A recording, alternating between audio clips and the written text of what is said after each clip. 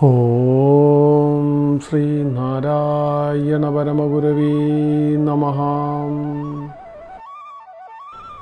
ശ്രീനാരായണ ഗുരുദേവ കൃതി ദൈവദശകം ലഘുവ്യാഖ്യാനം ശ്ലോകം 6. ശക്തനും ശക്തിയും ഒന്നു തന്നെ.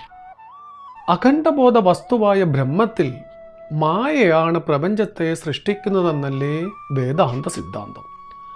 മായ സ്പന്ദിച്ചുയർന്ന് പ്രപഞ്ച സൃഷ്ടി നടത്തുമ്പോഴും ബ്രഹ്മത്തിന് ചലനമോ വികാരമോ സംഭവിക്കുന്നില്ലെന്നും വേദാന്തം ഘോഷിക്കുന്നു. എന്താണ് ഈ മായ?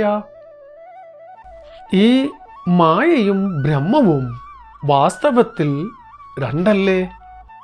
ബ്രഹ്മം അചഞ്ചലം, മായ ചഞ്ചലം. ബ്രഹ്മം ചേതനം, മായ ജഡം. ബ്രഹ്മം ഉണ്ടാകാത്തതും മറയാത്തതും, മായ ഉണ്ടായി മറയുന്നത്. ഇത് രണ്ടും എങ്ങനെ ഒന്നാകും?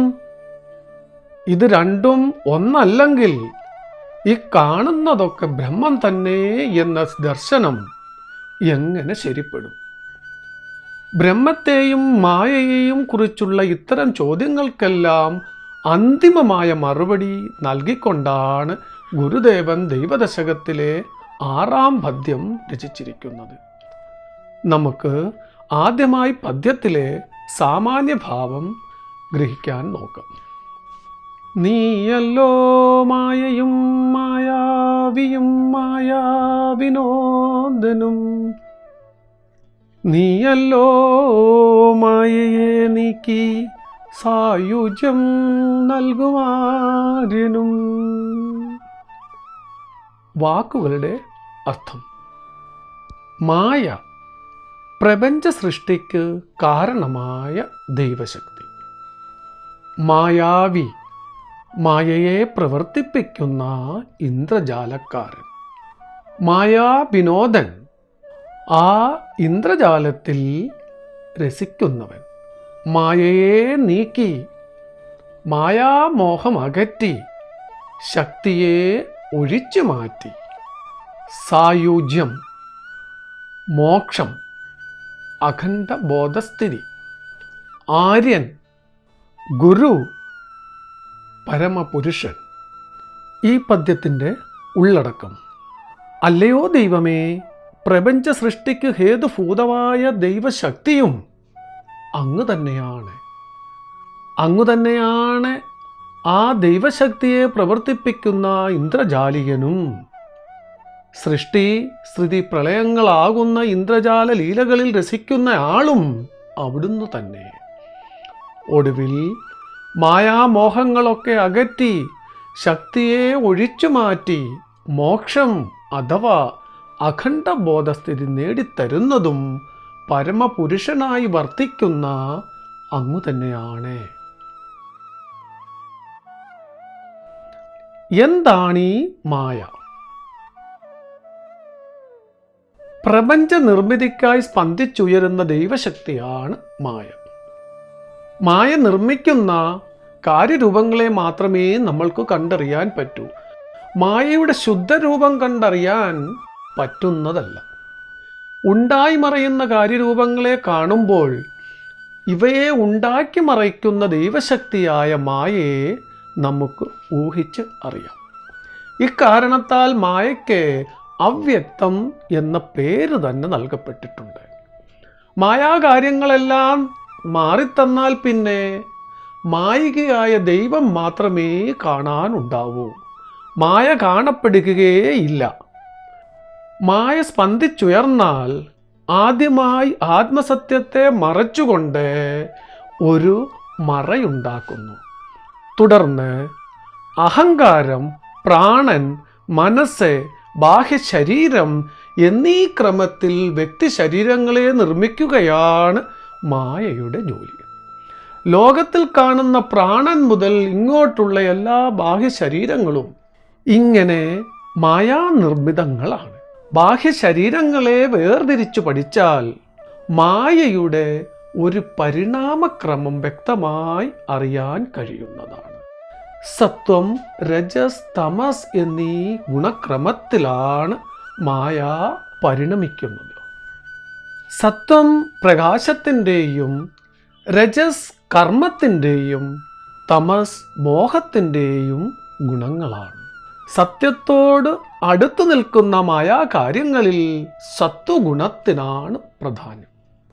സത്വഗുണത്തിനും തമോ ഗുണത്തിനും മധ്യേ വർത്തിക്കുന്നതാണ് കർമ്മപ്രധാനമായ രജോ ഗുണം. സത്യബോധം തീരെ നശിച്ച് ജഡത്വം കട്ടികൂടി വരുന്ന ഇരുണ്ട തലമാണ് തമോ ഗുണം.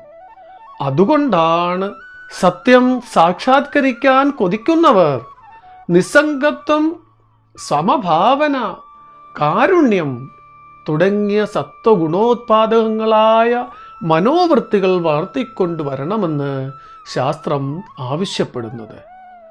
ലോകത്ത് കാണപ്പെടുന്ന എല്ലാ പ്രപഞ്ച ഘടകങ്ങളും വിവിധാനുപാതത്തിൽ ഈ 3 ഗുണങ്ങൾ ചേർന്നുണ്ടായിരിക്കുന്നവയാണ്.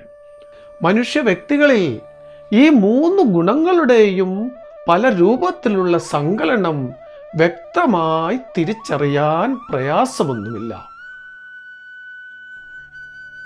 മായയും യുക്തിയും.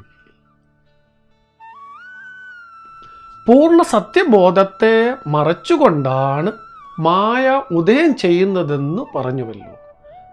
സത്യത്തിനു മറ അഥവാ ആവരണം നിർമ്മിക്കുകയാണ് മായയുടെ ഒരു ജോലി. മായാസ്പന്ദനത്തിൽ ശക്തി കൂടുന്തോറും ഈ ആവരണത്തിന് കട്ടി കൂടി വരും. ശുദ്ധജഡത്തിലെത്തുമ്പോൾ മറയുടെ കട്ടി പൂർണ്ണമാകുന്നു. ഇങ്ങനെ സത്യത്തെ മറയ്ക്കുന്ന പ്രവർത്തനത്തെയാണ് മായയുടെ ആവരണ ശക്തി എന്ന് പറയുന്നത്. ആവരണത്തിന് കട്ടി അനുസരിച്ച് മായ സത്യവസ്തുവിനെ അനേകമായി വിഭജിച്ച പോലെ നിരവധി അപൂർണ ദർശനങ്ങളെ ഉണ്ടാക്കി കാണിക്കുകയും ചെയ്യും. സൂര്യചന്ദ്ര മനുഷ്യ പക്ഷി മൃഗാദി സകല ഭൂതവർഗങ്ങളും ഇങ്ങനെ ഉണ്ടായി കാണപ്പെടുന്ന കാഴ്ചകൾ ആണ്. അപൂർണ ദർശനങ്ങളെ ഇങ്ങനെ ഉണ്ടാക്കി കാണിക്കുന്ന പ്രവർത്തനത്തെയാണ് മായയുടെ വിക്ഷേപ ശക്തി എന്ന് പറയുന്നത്. മായയുടെ ഈ 2 പ്രവർത്തനങ്ങളെയും ഇന്ദ്രജാല വിദ്യയോട് ഉപമിക്കാവുന്നതാണ്. ഇന്ദ്രജാല പ്രകടനത്തിൽ ഒരു ഇന്ദ്രജാലകൻ പല പദാർത്ഥങ്ങളും ഉണ്ടാക്കി കാണിക്കുന്നു. പ്രകടനത്തിന് പ്രഭാവം വർദ്ധിക്കും തോറും കളിയിൽ മയങ്ങുന്ന കാഴ്ചക്കാർ ഇന്ദ്രജാലികനെ മറന്നുപോകുന്നു. ഒരു ഇന്ദ്രജാലികൻ യുദ്ധം പ്രദർശിക്കുന്നിടത്ത് അയാൾ പൂർണ്ണമായും ആകാശത്തേക്ക് ഉയർന്ന് മറയുന്നതായിട്ടാണ് കാഴ്ചക്കാർ കാണുന്നത്. ഇതാണ് ഇന്ദ്രജാല വിദ്യയുടെ ആവരണ ശക്തി. ഉണ്ടാക്കി കാണിക്കപ്പെടുന്ന പദാർത്ഥങ്ങൾ ഇന്ദ്രജാല വിദ്യയുടെ വിക്ഷേപ ശക്തി കൊണ്ട് ഉളവാക്കുന്നവയാണ്. പ്രകടനത്തിലെ കാഴ്ചകൾ അവസാനിച്ചാൽ ഇന്ദ്രജാലികനെ വ്യക്തമായി വേർതിരിച്ച് കാണാൻ കഴിയും. ഇന്ദ്രജാലികന്റെ ശക്തിയെ ശുദ്ധ രൂപത്തിൽ ഒരിക്കലും കാണാൻ കഴിയുകയില്ല. അതുപോലെ തന്നെ അയാളുടെ പ്രകടനത്തെ യുക്തി കൊണ്ടൊരിക്കലും വിലയിരുത്തുവാനും സാധ്യമല്ല. ഏകാഗ്രത ശീലിക്കുന്ന ഇന്ദ്രജാലികനെ അഭ്യാസം ദൃഢപ്പെടുത്തുമ്പോൾ ഒരു ഘട്ടത്തിൽ മനസ്സിന് ഇന്ദ്രജാല പ്രകടനത്തിനുള്ള കഴിവ് വന്നു ചേരുന്നു. ഇതിൻ്റെ യുക്തി എന്തെന്ന് ഇന്ദ്രജാലികന് പോലും വിവരിക്കാൻ കഴിയുന്നതല്ല. മായയുടെ സൃഷ്ടിയായ മനസ്സിന്റെ കഴിവുകളെല്ലാം യുക്തിക്കതീതമായി വർദ്ധിക്കുന്ന ദൈവമായയുടെ പ്രതിഫലനങ്ങളാണ്. ഇന്ദ്രജാലികൻ പ്രകടനം നടത്തുമ്പോൾ മാത്രമേ അയാളുടെ ശക്തിയെക്കുറിച്ച് നമുക്ക് ഊഹിക്കാൻ പറ്റൂ. പ്രകടനമില്ലാതിരിക്കുമ്പോൾ അയാൾക്ക് ആ ശക്തി ഉണ്ടെന്ന് പോലും അറിയാൻ കഴിയുന്നതല്ല. ഒന്നിൻ്റെയും ശക്തിയെ നേരിട്ട് കാണാൻ സാധ്യമല്ല. ശക്തി കാര്യരൂപത്തിൽ പ്രവർത്തിക്കുമ്പോൾ ഊഹിച്ചറിയാനേ പറ്റൂ. അഗ്നിക്ക് ദഹനശക്തിയുണ്ട്, വായുവിന് ചലനശക്തിയുണ്ട്. ഇതൊക്കെ പ്രവർത്തന വേളയിൽ ഊഹിച്ച് അറിയാവുന്നതാണ്. ഒരാൾക്ക് 50 കിലോഗ്രാം ഭാരം പൊക്കാനുള്ള ശക്തിയുണ്ട്. ഭാരം പൊക്കുമ്പോൾ ഇക്കാര്യം നമുക്ക് ഊഹിച്ചറിയാമെന്നല്ലാതെ ഭാരം പൊക്കാനുള്ള ശക്തിയെ നേരിട്ട് കണ്ടറിയാൻ കഴിയുകയില്ലല്ലോ. ഇതുതന്നെയാണ് ദൈവമായയുടെ സ്വഭാവം. മായയുടെ യഥാർത്ഥ രൂപം തമസ്സാണ്. അജ്ഞാനം അഥവാ ജഡം മാത്രമാണ് മായാസ്വരൂപമെന്നർത്ഥം. ആദ്യ പരിണാമഘട്ടത്തിൽ പ്രകാശമയായിരിക്കുമെന്നും മറ്റും പറഞ്ഞത് സത്യസ്വരൂപത്തിൻ്റെ പ്രതിഫലനം അവിടെ കൂടുതൽ ഉള്ളതുകൊണ്ടാണ്. അജ്ഞാനമാണ് മായാസ്വരൂപമെന്നുള്ളതിന് അനുഭവം തന്നെയാണ് തെളിവ്. മായയെ ഒഴിച്ചു മാറ്റി ആത്മസത്യം സാക്ഷാത്കരിച്ചിട്ടില്ലാത്ത ആർക്കെങ്കിലും ജീവിത സത്യം എന്തെന്ന് ഇതുവരെ തെളിഞ്ഞു കിട്ടിയിട്ടുണ്ടോ? അപ്പോൾ അജ്ഞതയാണ് നമ്മുടെ ഇപ്പോഴത്തെ ജീവിതത്തെ നിലനിർത്തി പോരുന്നതെന്ന് സ്പഷ്ടം.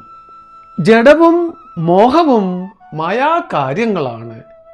ജ്ഞാനം ലേശമില്ലാത്ത ഘടപടാദിയുടെ സ്വരൂപം ജഡമാണെന്നുള്ളതിൽ സംശയമില്ലല്ലോ.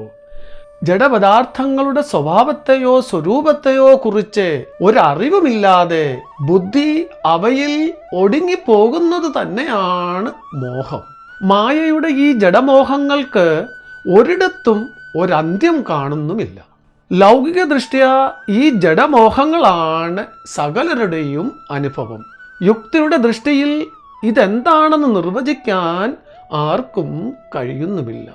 പ്രപഞ്ചത്തിൽ ഒരു മണൽത്തരിയുടെ പോലും വസ്തുസ്വരൂപം എന്തെന്ന് അന്തിമമായി നിർവചിക്കാൻ പുറമേ അന്വേഷിക്കുന്ന ഒരു ശാസ്ത്രജ്ഞനും കഴിയുന്നില്ല.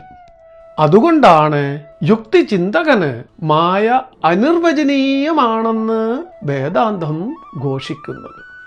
മായയും മായാകാര്യങ്ങളും തീരെ ഇല്ലാത്തതാണെന്നും പറഞ്ഞുകൂടാ. ഇല്ലാത്തത് പ്രകാശിക്കുകയില്ലല്ലോ. എന്നാൽ ഉള്ളതാണെന്ന് തന്നെ പറയാമോ? അതും സാധ്യമല്ല.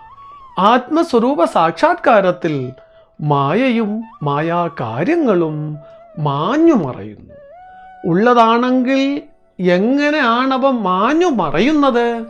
ഇവിടെ ലേശം പോലും പലതില്ല എന്നിങ്ങനെ ശ്രുതിശക്തിയായ ഭാഷയിൽ പലതിനെ നിഷേധിക്കുകയും ചെയ്തിട്ടുണ്ട്. തുടരും.